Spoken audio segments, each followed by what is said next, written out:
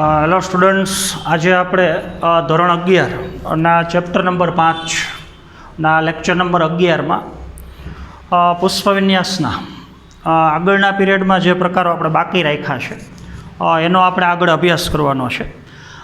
તો આનાથી આગળનો 10મા ક્રમના લેક્ચરમાં આપણે અપરિમિત પુષ્પવિન્યાસના 5 પ્રકારોની સમજ પૂરી કરેલી છે. તો અપરિમિતનો હજી છેલ્લો પ્રકાર સ્તબક આપણે સમજવાનો છે અને પરિમિતના પેટા પ્રકાર 4 એ આપણે સમજવાના છે.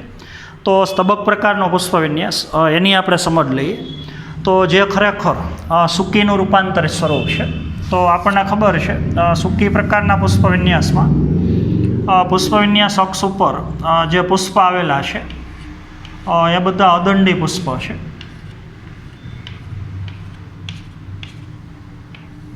તો આનું રૂપાંતરિત સ્વરૂપ જેને આપણે સ્તબક પ્રકારનો પુષ્પ વિન્યાસ કહીએ છીએ. તો બધા નિપત્ર છે અને નિપત્રની કક્ષમાં બધા અદંડી પુષ્પ છે. તો ઓની જેમ જ ધરીનું સૌથી પહેલાં લંબ અક્ષે સંકોચન થાય છે. નીચેનો ભાગ એમનેમ રહે છે. ધરીનો ઉપરનો ભાગ લંબ અક્ષે સંકોચન પામી અને એક જગ્યાએ ભેગો થઈ જાય છે. તો હવે સૌથી પહેલાં તો ધરીનું લંબ અક્ષે સંકોચન થાય છે અને સંકોચાયેલો જે ભાગ છે ઉપરનો એ પાછો બાજુથી ચપટો બને છે. ઉપરથી નીચેની તરફ ભાગ દબાયેલો હોય છે. તો આ જ ભાગનું રૂપાંતરણ ચપટા અને બિંબાકારના ભાગમાં થાય છે. ઉપરનો ભાગ જેને આપણે આમ દબાવી દઈએ તો આ ભાગની પહોળાઈ વધી જાય અને ઉપરની સપાટી લીસી થઈ જાય. તો આખી રચના બિંબ આકારની બને છે.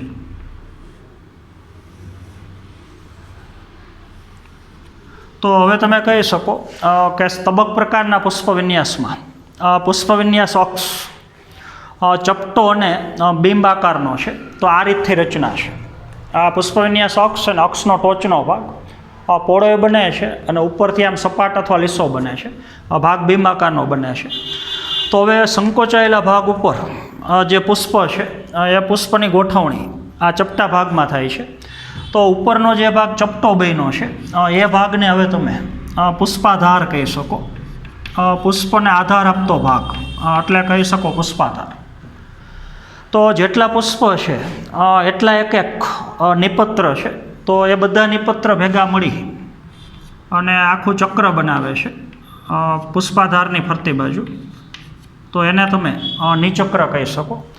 જેટલા પુષ્પો છે એનું એક એક નિપત્ર એ આખા પુષ્પાધારની ફરતી બાજુ ભેગા મળી અને નિપત્રનું ચક્ર બનાવે છે. તો એને તમે નિચક્ર કહી શકો. તો બધા હવે અદંડી પુષ્પો છે અને મોટાભાગે એકલિંગી પુષ્પ છે. તો એની ગોઠવણી પુષ્પાધારની જે ઉપરની લીસી સપાટી છે એના ઉપર થાય છે. તો બધા પુષ્પો પુષ્પાધારમાં ઉપરની તરફ ગોઠવાયેલા છે. પણ પુષ્પની ગોઠવણી ચક્ર સ્વરૂપે છે. કેન્દ્રાભિસારી ગોઠવણી છે. સૂર્યમુખીમાં તમે જોયું છે. તો સૌથી પહેલાં તો પુષ્પવિન્યાસ અક્ષ છે એ આ ભાગમાંથી વળાંક પામે છે, આમ વક્ર બને છે. તો આ ભાગમાંથી જો ભાગ વક્ર બને તો ઉપરની જે લીસી સપાટી છે એ આપણને આમ બાજુમાં દેખાશે. તો આખી રચના રૂપાંતરણ પછીની આવી હોય છે. આ અક્ષનો ભાગ છે અને પછી ભાગ સહેજ બેન્ડ અથવા વક્ર હોય છે અને પછી ધરીનો ભાગ. તો સૂર્યમુખીની અંદર જે આપણને ભાગ દેખાય છે એ ખરેખર આખો પુષ્પ વિન્યાસ છે. ઘણા બધા પુષ્પનો સમૂહ છે. તો હવે એ સંકોચાયેલા ભાગ ઉપર પુષ્પ ગોઠવાયેલા છે. તો એમાં જે બહારની તરફના પુષ્પ અત્યારે આપણે જે દર્શાવીએ છીએ એને આપણે ફરતી બાજુના જે પુષ્પ છે એને તમે કિરણ પુષ્પક કહી શકો. આ 2 પ્રકારના પુષ્પ હોય છે. અને કેન્દ્રમાં જે પુષ્પ ગોઠવાયેલા છે એને તમે બિંબ પુષ્પક કહી શકો.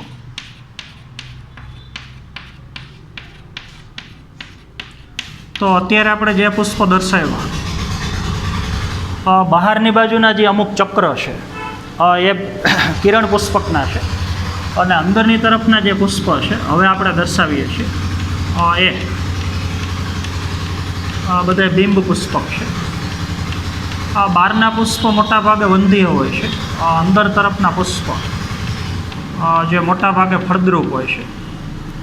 તો બેમાંથી એક એક પુષ્પ આપણે લઈએ. એક કિરણ પુષ્પક લઈએ અને એક બિંબ પુષ્પક. તો કિરણ પુષ્પકની અંદર આખું પુષ્પ આપણે બતાવીએ. અદંડી પુષ્પ છે. તો એમાં એકજી દલપત્ર છે એ મોટા કદનું હોય છે. કિરણ પુષ્પકની અંદર બાકીના દલપત્ર નાના છે. એક દલપત્ર જે કદમાં મોટો છે. બિંબ પુષ્પક બતાવીએ આપણે તો એમાં બધાય દલપત્ર લગભગ એક સરખા છે. તો આવા ઘણા બધા પુષ્પો જે બહારની બાજુ ગોઠવાયેલા છે. તો કિરણ પુષ્પ જે બહારની બાજુ ધાર ઉપર ગોઠવાયેલા છે. તો દરેક કિરણ પુષ્પકનું એક એક દલપત્ર મોટું છે. તો એ બધા દલપત્ર આપણને બહારની તરફ લંબાયેલી અવસ્થામાં દેખાય છે. સૂર્યમુખીની અંદર આપણે જોયું છે પીળા રંગના જે દલપત્ર બહારની બાજુ લટકતી અવસ્થામાં છે. એ એક એક દલપત્ર અંદરની તરફ એક એક કિરણ પુષ્પક સાથે જોડાયેલા છે. તો આખે આખું નિપત્રનું બનેલું નિચક્ર જે અહીંયા આવેલું છે. તો આ પ્રકારના પુષ્પ વિન્યાસને આપણે સ્તબક પ્રકારનો પુષ્પ વિન્યાસ કહીએ છીએ. તો આવું સૂર્યમુખીમાં હોય છે, હજારી ગોટામાં હોય છે. તો એ વનસ્પતિની અંદર પુષ્પ વિન્યાસનો પ્રકાર સ્તબક છે. તો એવી જ રીતથી હવે પુષ્પ વિન્યાસનો બીજો મુખ્ય પ્રકાર પરિમિત.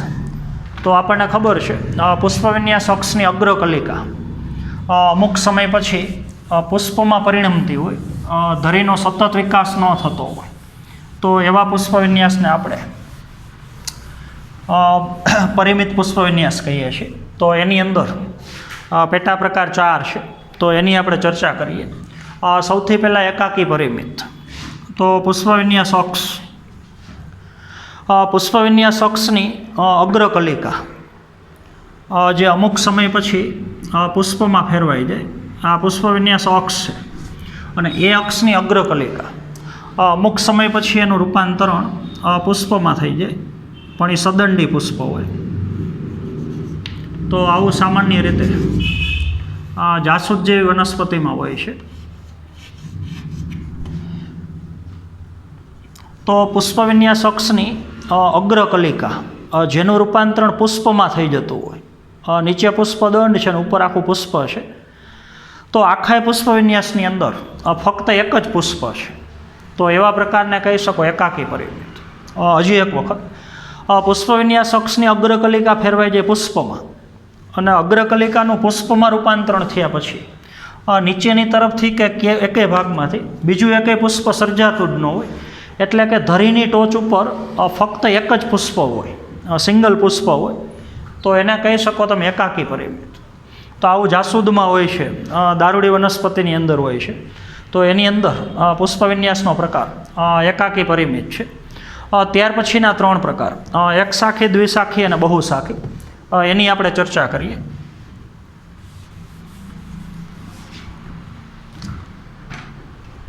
તો સૌથી પહેલાં આપણે આ આકૃતિ દ્વારા સમજીએ. એક શાખી. પુષ્પ વિન્યાસ અક્ષની અગ્રકલિકા ફેરવાઈ જાય અમુક સમય પછી પુષ્પમાં. તો ધરીનો વિકાસ અમુક સમય પછી અટકી ગયો, અને નીચેની તરફ જે નિપત્ર હોય એની કક્ષમાંથી એક શાખા બને. એની અગ્રકલિકા ફરી પાછી ફેરવાઈ જાય પુષ્પમાં. એની નીચે જે પર્ણો હોય એમાંથી પાછી શાખા બને. એની અગ્રકલિકા ફેરવાઈ જાય પુષ્પમાં. આવો ક્રમ જો સતત ચાલુ રહે તો પ્રકાર થઈ ગયો એક શાખી પરિમિત. પણ એક શાખી પરિમિત એની અંદર પેટા પ્રકાર 2 છે. આમાં આ પ્રકાર થઈ ગયો એકતો વિકાસી.